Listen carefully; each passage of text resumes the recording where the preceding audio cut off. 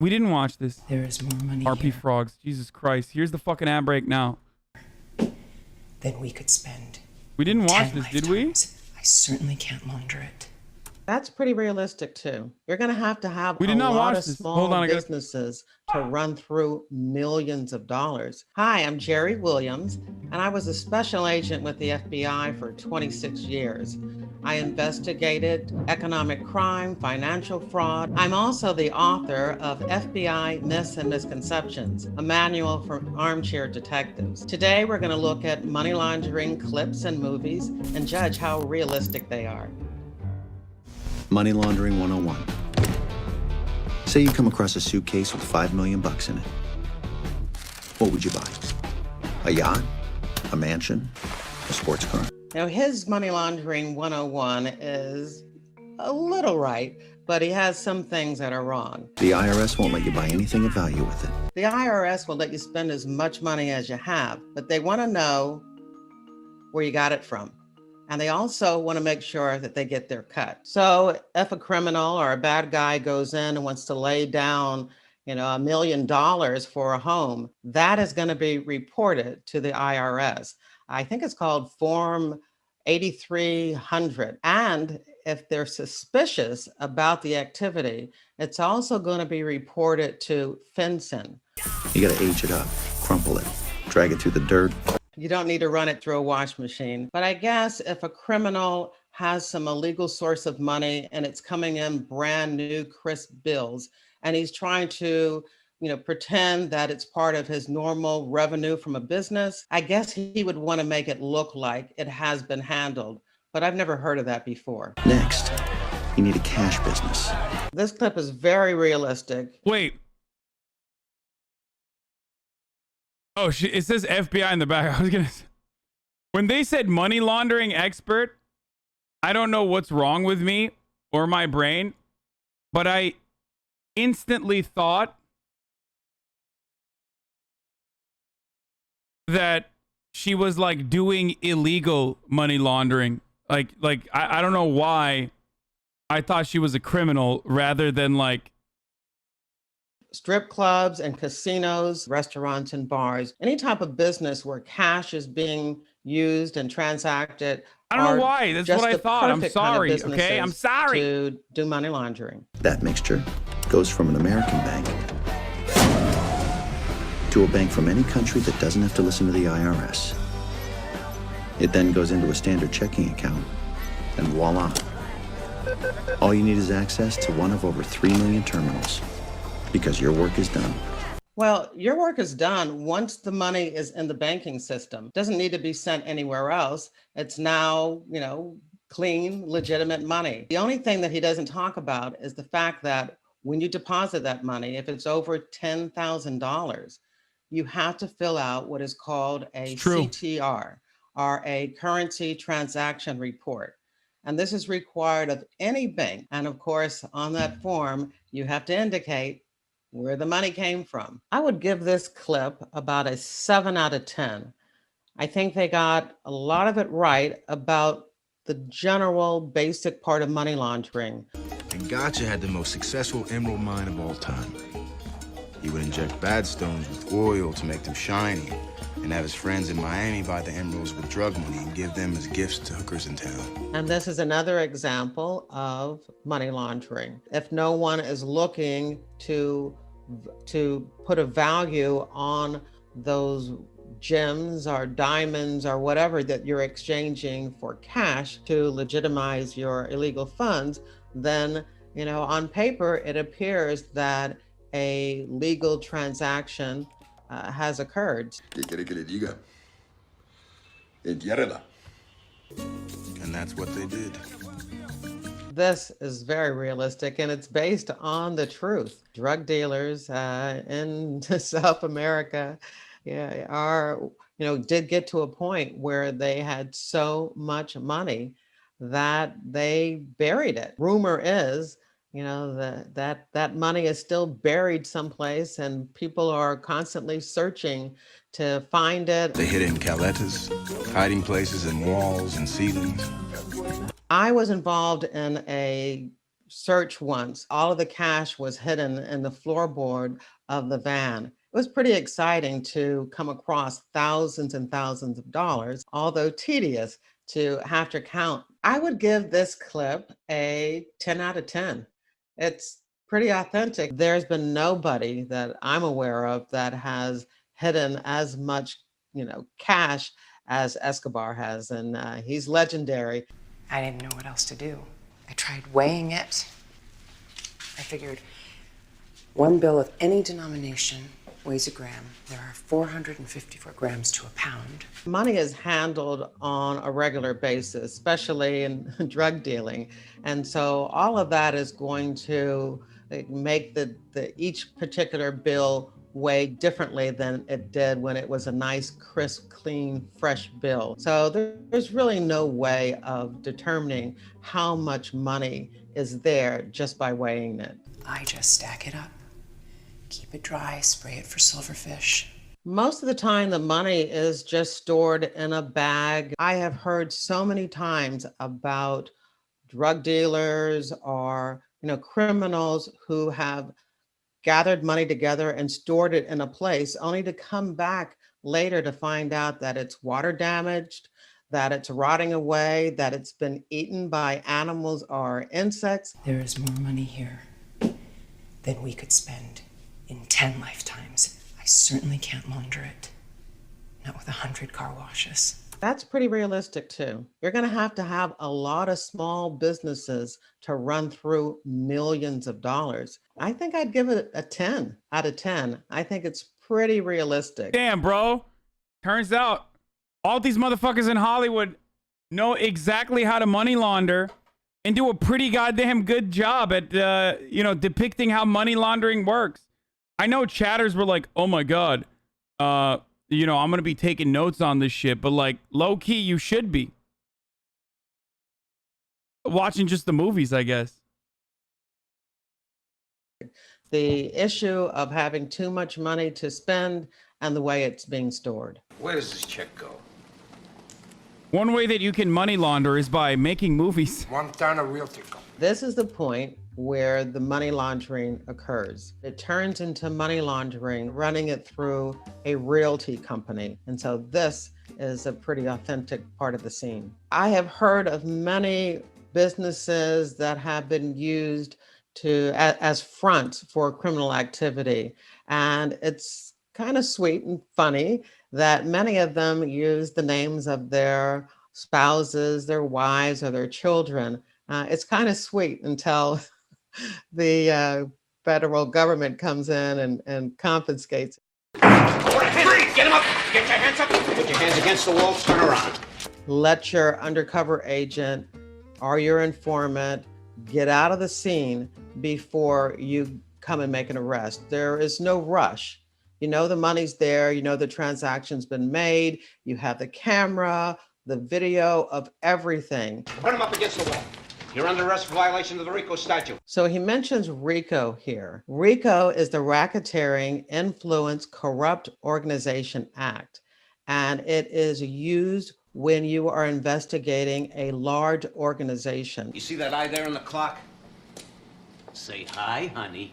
I think they could have done a better job of disguising it. I would wonder if there was a camera being poked out of this clock. Most of the time, I have hidden audio equipment on the cooperating witness or the undercover agent's person. A beeper or in a cell phone or in a book. Many times lamps are used just because they're at the right height and they're very effective tools for hidden cameras. I would rate it about a 7 or 8. I think it's pretty realistic when it comes to the exchange of funds. I have problems with the fact that they're sitting there counting the money, for hours on end. Let me ask you something. What about her family, right?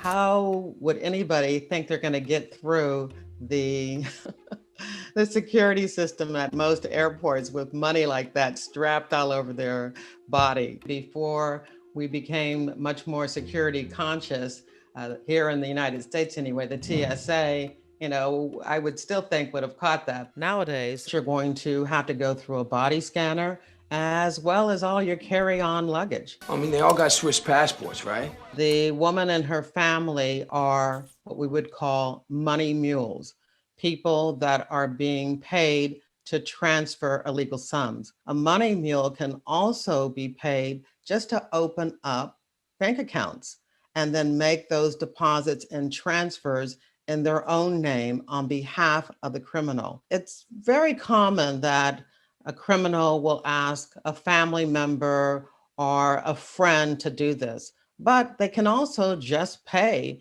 a stranger. I mean, she's got parents, she's got a brother, right? Brother's got a wife. That's 5 people, 6, 7 trips, boom.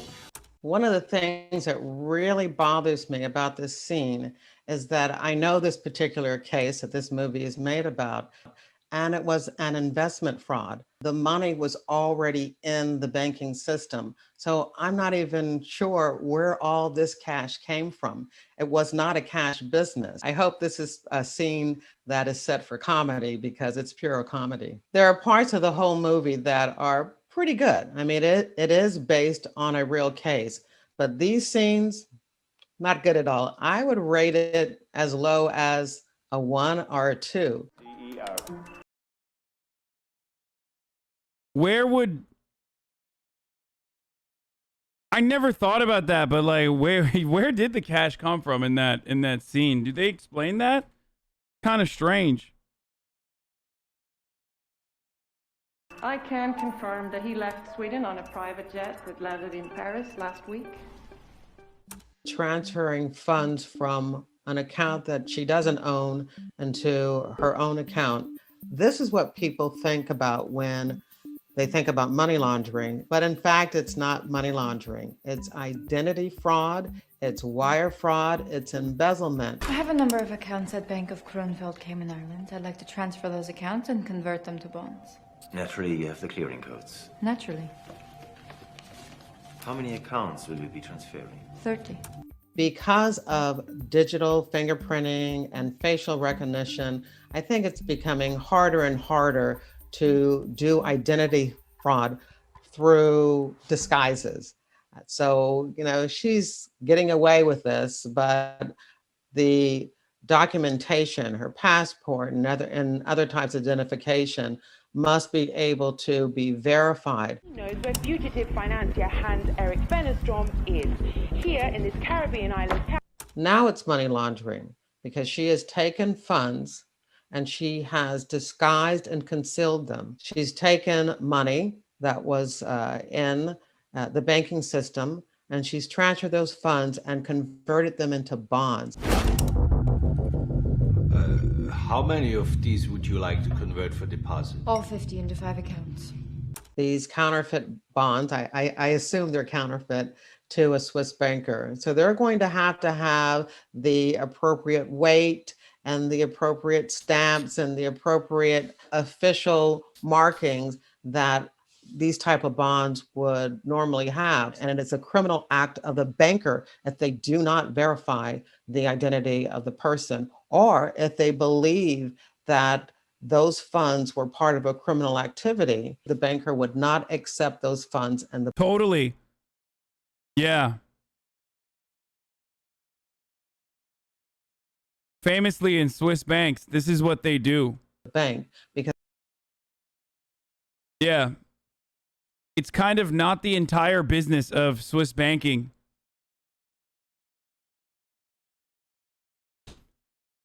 Famously, Swiss bankers have never accepted a dirty money.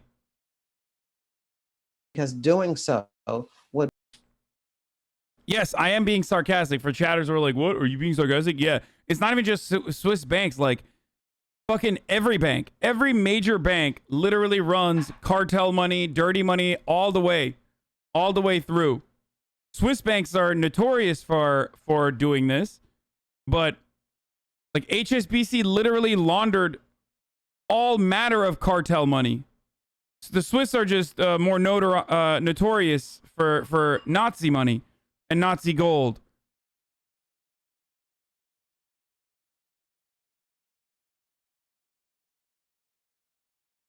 Now, by law, I'm pretty sure Swiss banks that operate in the U.S. now have to open books. Would also be a criminal act. The things that you hear about Swiss bank secrecy has to do with once those funds have been legitimately deposited. But banking in Switzerland still works just like any other bank around the world. They still want to know who you are. I think that I would give it probably a 10 out of 10.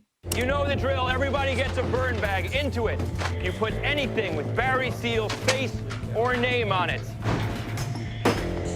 What the fuck is this? Come on, boys, we gotta move. I can tell you watching this just makes me so happy. There are some agents in the FBI who would rather poke their eyes out with a stick than to have to go through documents and papers. Of course, now a lot of this stuff is going to be online. This still goes on, but it's a lot easier, I would imagine, to destroy evidence that's online than it is, boxes and boxes of paper like this.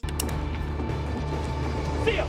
DEA! Back away from the truck with your hands in the air! I have been in many situations, especially during searches, where we come in and identify ourselves. Now I know what to fucking watch later.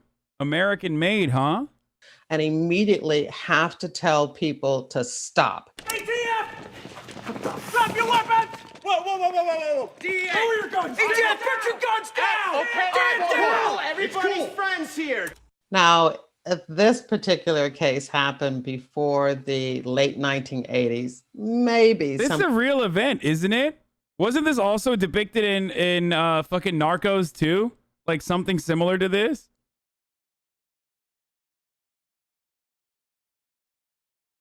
Like what's happening here is literally like, motherfucker says spoilers. It's real life, bro. What the fuck? Something like this could happen, but it doesn't happen anymore. Not since they created what is called HIDA, so that they can deconflict or prevent all of those agencies coming up on the same type of case together. You don't want to have any law enforcement agency or law enforcement officer or agent harmed because of friendly fire. So I would rate this movie clip about a 5.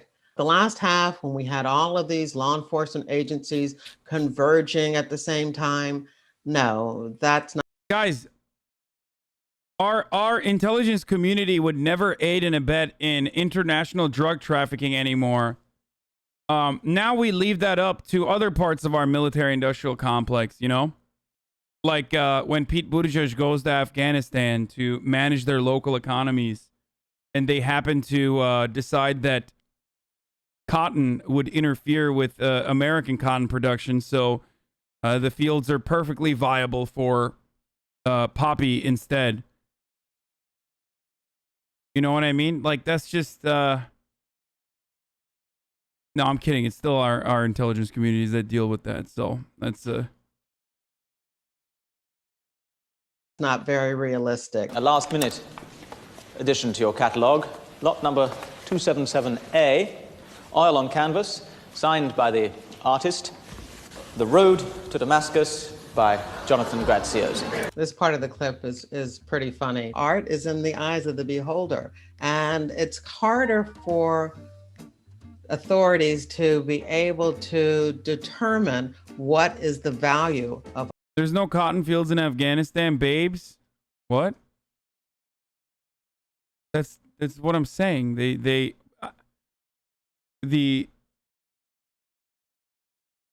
First of all, Afghanistan, like, agriculture is perfect for cotton production. Why do you say babes? But instead those are now repurposed for poppy. Art. And unlike other businesses, the art dealer does not have to complete that CTR like we talked about to let the IRS know that this transaction has been made. 50,000, anyone?